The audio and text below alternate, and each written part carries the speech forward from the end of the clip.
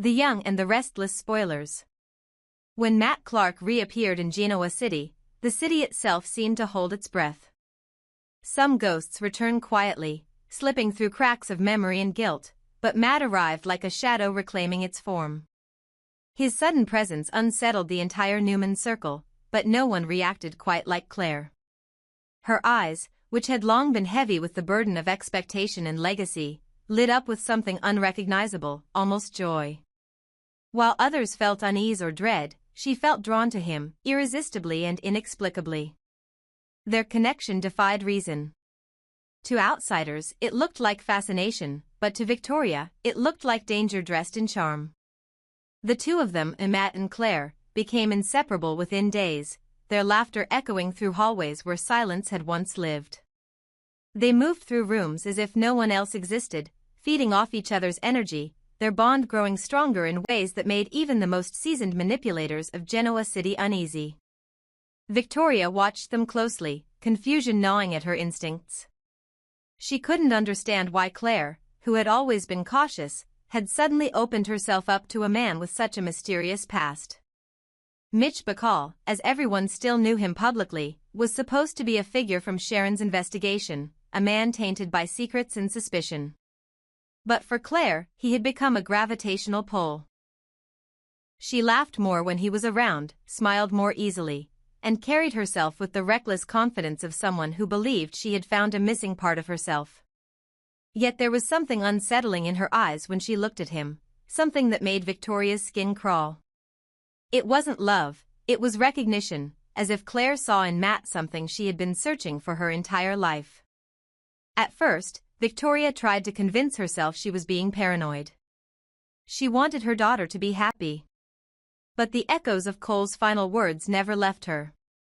On the night before he died, Cole had looked at her with an intensity she couldn't forget and told her not to trust Claire completely.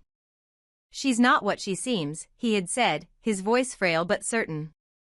At the time, Victoria had dismissed it as the delirium of a dying man, grief twisting perception into paranoia. But now, watching Claire wrap herself around a man like Matt Clark, those words took on a chilling new meaning. Every smile Claire gave him seemed rehearsed, every touch deliberate. It wasn't the glow of love Victoria saw, it was control. Days passed, and the lines between past and present began to blur. Matt's charm was infectious, his intelligence disarming. He wove himself seamlessly into conversations, business meetings, and family gatherings, his charisma almost hypnotic. Even Victor, though instinctively distrustful, admitted that Mitch Bacall had a certain persuasive magnetism. But Victoria saw through it. She had spent too many years around men who used power as a mask for danger, and she recognized the signs. The way he looked at Claire wasn't protective, it was possessive. The way Claire defended him wasn't affection, it was allegiance. Whatever they shared wasn't love, it was a pact. Haunted by doubt and unable to sleep, Victoria turned to the only place that still held traces of the truth, Cole's old study.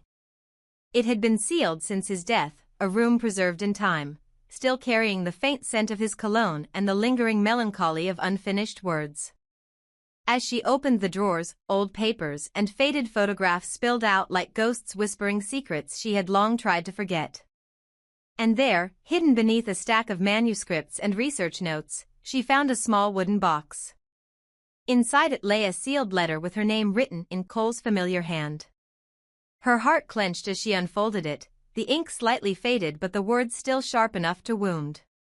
The letter was not a farewell, it was a confession. Cole had known something before his death, something about Claire that he had been too afraid to confront. He wrote of inconsistencies in her past, of records that didn't match, of documents rewritten.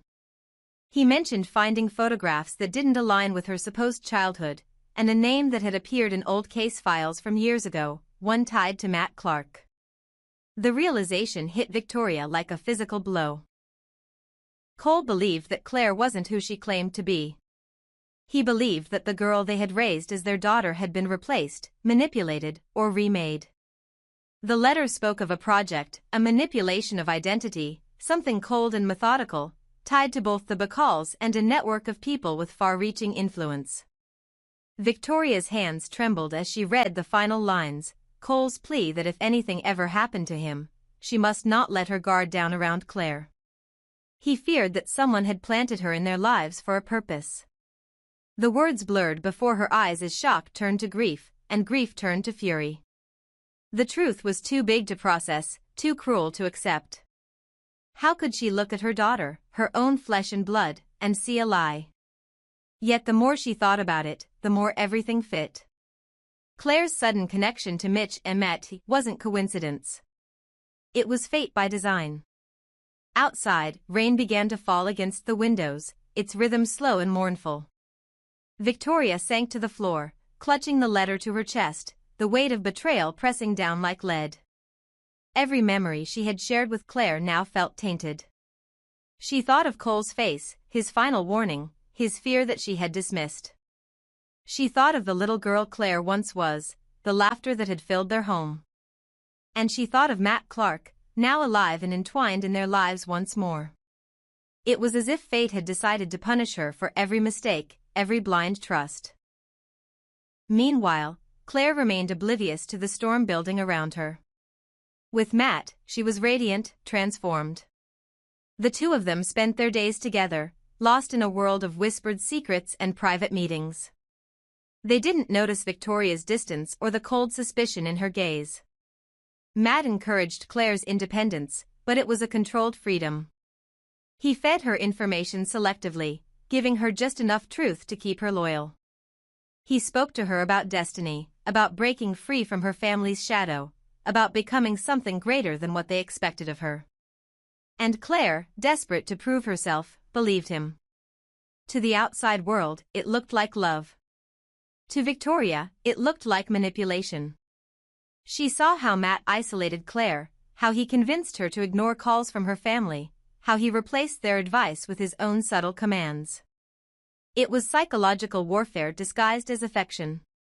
Victoria tried to reach out, to warn Claire, but her words only pushed her daughter further away.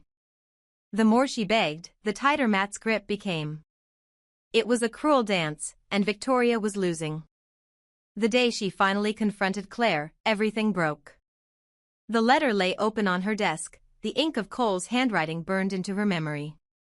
She told herself she would stay calm, that she would reason with her daughter, but when Claire walked into the room, smiling as if nothing had changed, all composure vanished. Victoria's voice cracked as she demanded to know who Claire really was. She asked if Matt A. Mitch had told her the truth, if she even knew what he had done, or if she was part of it all. Claire stood frozen, confusion and fear flashing across her face, but Victoria didn't stop. She told her about the letter, about Cole's suspicions, about the lies buried in her past. The silence that followed was unbearable. Claire's expression shifted from shock to something colder, unreadable. She said nothing, offered no denial, no comfort. And that silence broke Victoria completely. The truth, whatever it was, had destroyed the fragile bond between them. As she collapsed into the chair, tears streaming down her face, she realized that Cole had been right all along. The daughter she thought she knew was gone, and in her place stood someone she could no longer recognize. That night, Genoa City was drenched in rain, thunder echoing like the universe itself was mourning. Claire left the house without a word, her figure disappearing into the darkness, while Victoria sat alone, holding Cole's letter in shaking hands. Her grief had no shape, no direction, it was the kind that consumes. She stared at the doorway, half expecting Cole to walk through it, half wishing the storm would wash away everything she had just learned. But the truth had already taken root, and it would not let go. The letter had not just revealed betrayal, it had rewritten her entire life. And somewhere far away, Matt Clark watched from the shadows, his lips curling into that familiar, cruel smile. Everything was unfolding exactly as he had planned. When Victoria finally reached the end of the letter, she knew there was no way back. The ink had faded, but the words struck with the sharpness of confession and betrayal. Cole had written with a trembling hand, his sentences careful, full of heartbreak and fear. He had known the truth all along, that the man once known as Matt Clark, the same man who had stalked and tormented their lives decades ago, was not gone. He had changed his name, changed his skin, changed everything except the venom that flowed in his blood. And worse, he was Claire's father. Cole had carried that truth for years, burying it deep to protect the fragile peace that had kept Victoria and Claire together. He had believed, perhaps naively, that love could rewrite lineage, that the sins of a father did not have to stain the soul of a child. Now Victoria sat at her desk, trembling, the paper in her hands shaking as though it too shared her fury. Every line of Cole's handwriting carved new wounds into her chest. He had tried to protect her by keeping the secret, hoping that Claire could live freely, that she would choose goodness despite her blood. He had written that Claire had promised him, in the dim light of his final days, that she would never betray Victoria, that she would protect her as a mother, not wound her as an enemy. But promises made to the dying often dissolve under the weight of the living. And now, as Victoria remembered every lie, every half-truth, every moment Claire had chosen Matt over her, she realized that the promise had already been broken beyond repair. The house was silent except for the sound of the rain against the glass. Victoria's breath came unevenly. Memories of Claire's laughter filled her head, the first time she called her mom, the way she once sought her approval, the small, fragile signs of love that had once felt real. Now they all curdled into poison. It wasn't just that Claire had deceived her. It was that she had been born of deception, molded in the image of the one man Victoria had despised more than any other. The man who had nearly destroyed her best friend, the man whose darkness had tainted every woman he touched. Matt Clark's blood ran through Claire's veins, and suddenly, every look, every secret smile, every evasive answer made sense. Victoria rose, the letter clutched tightly in her hand, her reflection trembling in the rain-streaked window. The fury that had been building inside her no longer felt like grief, it was something ancient, something burning. She would not be another victim in Matt Clark's endless game. Cole had chosen silence, she would choose truth. She would not hide from this anymore. If Claire was the daughter of the man who had haunted them, then the world would know who she truly was. Victoria's mind raced as she pieced together her plan.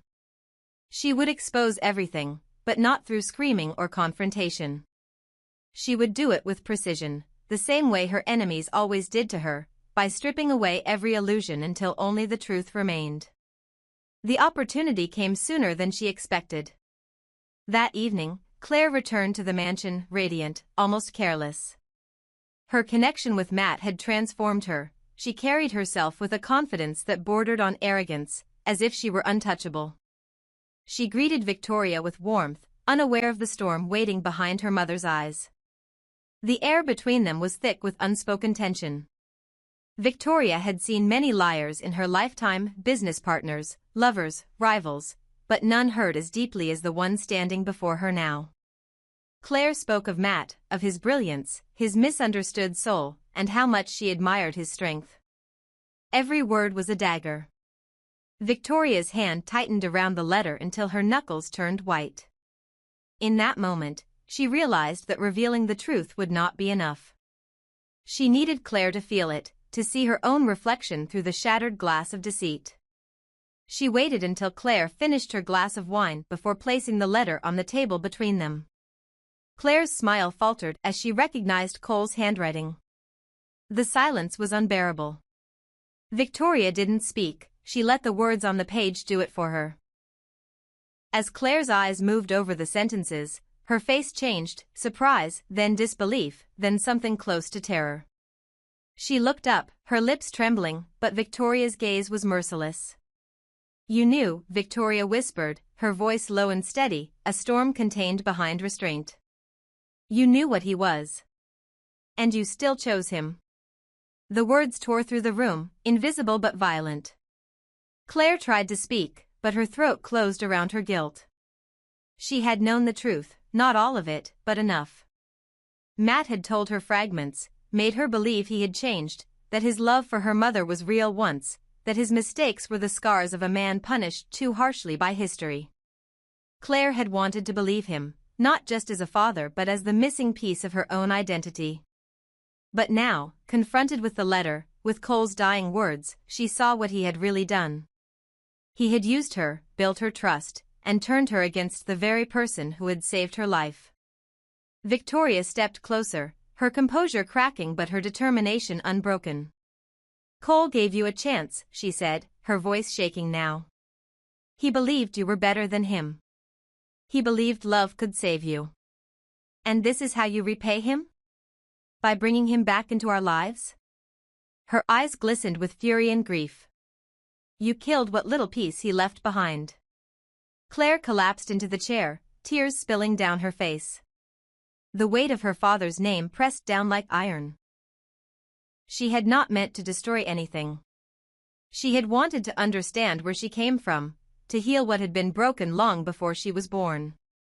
But her desire for truth had opened the door to ruin. The bond she had with Matt was no longer love, it was infection.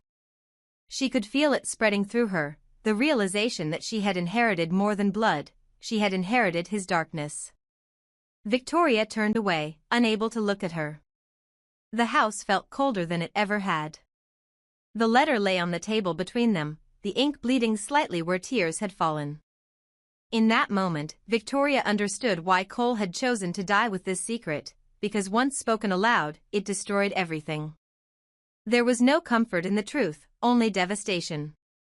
The daughter she thought she knew was gone, replaced by the shadow of a man she had spent half her life trying to forget.